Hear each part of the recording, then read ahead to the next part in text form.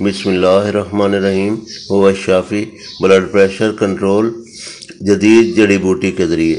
یہ ایک بالکل نئی جدید دریافت ہے جڑی بوٹی کی شکل میں، اور اس کا کسی قدیم آیورویدک مخزن الادویہ میں ذکر نہیں ملتا۔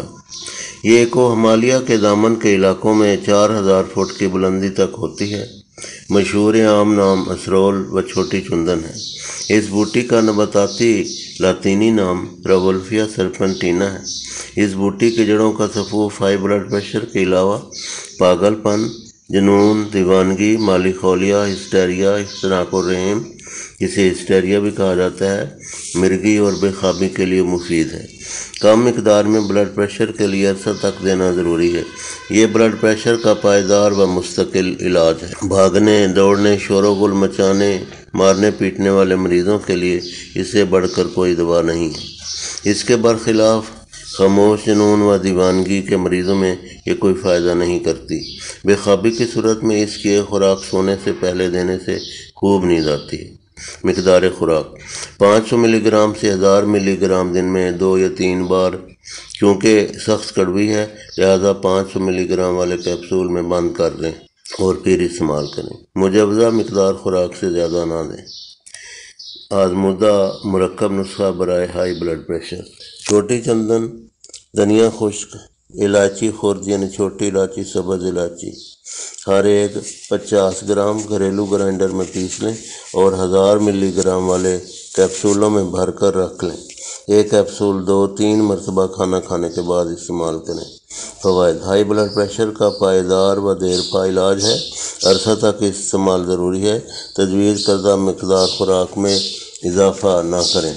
جو لوگ بازار سے اجزاء خرید کر خود تیار کرنے کی زحمت نہ کر سکیں وہ درجہ ذیل طریقہ سے یہ نسخہ بنائیں۔ بہت آزمودہ ہے۔ یہ کسی ہومیو سٹور سے تیار شدہ مدر ٹنکچر ملیں گے، خود گھر پر مکس کر لیں۔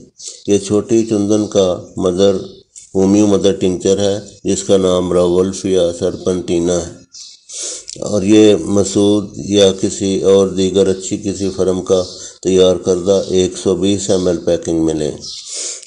اسی طرح number 2 کریٹیگس mother tincture 120 ml، ایکونائٹ nap 16 ملی لیٹر۔ یہ یاد رکھیں 16 ملی لیٹر ہونا ہے، اس سے زیادہ نہیں ڈالنا، 120 ml یہ نہیں ڈالنا۔ آرنیکا کیو 120 ml۔ ان چاروں کو باہم ملا لیں۔ 30 تا 45 قطرے آدھے تا 1 کپ پانی میں ملا کر۔ مقدار خوراک 30 تا 45 قطرے آدھے تا 1 کپ پانی میں ملا کر کھانا کھانے کے بعد استعمال کریں۔ یہ 40 روز کا نسخہ ہے، ختم ہو تو پھر بنا لیں۔ ایلوپیتھک دواؤں سے زیادہ مفید و بے ضرر ہے۔ ہائی بلڈ پریشر کی علامات درجہ ذیل ہیں۔